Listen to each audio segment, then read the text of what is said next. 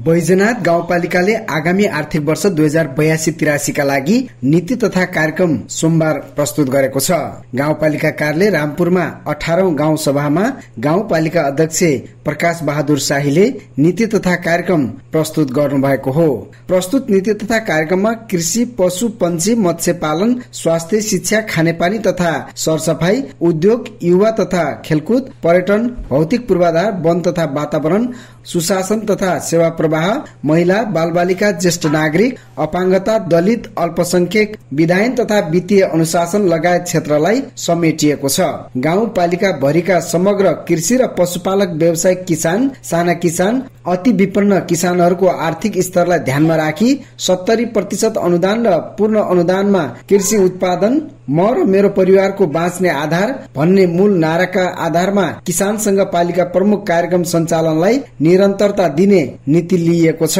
यस्तै शिक्षक बैंक स्थापना गरी स्वयंसेवक शिक्षक परिचालन गरिने, संचार क्षेत्रको संस्थागत विकास, नयाँ पत्रकार उत्पादन, पत्रकारहरूको क्षमता विकास, लेखन वृत्ति कार्यक्रम सञ्चालन गरिने, स्थानीय सरकारको तर्फबाट प्रेस अभिव्यक्ति स्वतन्त्रताको वातावरण कायम राखिने, सार्वजनिक निकाय संघ संस्थाहरूले अनिवार्य रूपमा बैजनाथ गान बजाउनु पर्ने नीति तथा कार्यक्रममा उल्लेख छ। यस्तै सिकल सेल एनिमिया रोकथामका लागि सचेतना तथा रक्त नमूना परीक्षण विद्यालय तथा समुदाय स्तरमा निशुल्क चेक जाँचको शिविर सञ्चालन प्रक्रियालाई निरन्तरता दिइने, हाल बढ्दो क्यान्सर रोगबाट पीड़ित भई जनधनको क्षति न्यूनीकरण गर्नका लागि क्यान्सर रोग सम्बन्धी समुदाय स्तरमा जनचेतना कार्यक्रम सञ्चालन गर्ने, यी डिजिटल प्रविधि मैत्री सामुदायिक विद्यालय सञ्चालन गरिने, स्थानीय सरकारको सिफारिसमा संस्थागत विद्यालयहरूले 10% छात्रवृत्ति उपलब्ध गराउने नीतिलाई निरन्तरता दिने,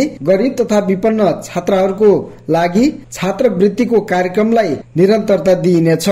यसैगरी बैजनाथ गाउँपालिकामा थारू बाहुल्यता भएका बस्तीलाई नमूना थारू गाउँ घोषणा गरिने, लोप उन्मुख मधेसी, मुस्लिम, पिछड़ा वर्ग, यौनिक तथा अल्पसंख्यकलाई सिप विकास तालिम सञ्चालन गरिने, मुस्लिम बालबालिकाका लागि लक्षित छात्रवृत्ति, पोशाक, शिक्षण सामग्री वितरण गरिने, राजस्व संकलन र व्यवस्था गर्न, विद्युतीय सफ्टवेयरको प्रयोग गर्ने लगायतका नीति लिएको अध्यक्ष शाहीले बताउनु भएको छ। नीति तथा कार्यक्रम प्रस्तुत भइसकेपछि सभाको मंगलबार बस्ने बैठकमा उपाध्यक्ष निर्मला रोकाईले आगामी आर्थिक वर्ष 82-83 का लागि बजेट प्रस्तुत गर्ने कार्यक्रम रहेको प्रमुख प्रशासकीय अधिकृत धर्मराज न्युपानेले जानकारी दिनुभयो।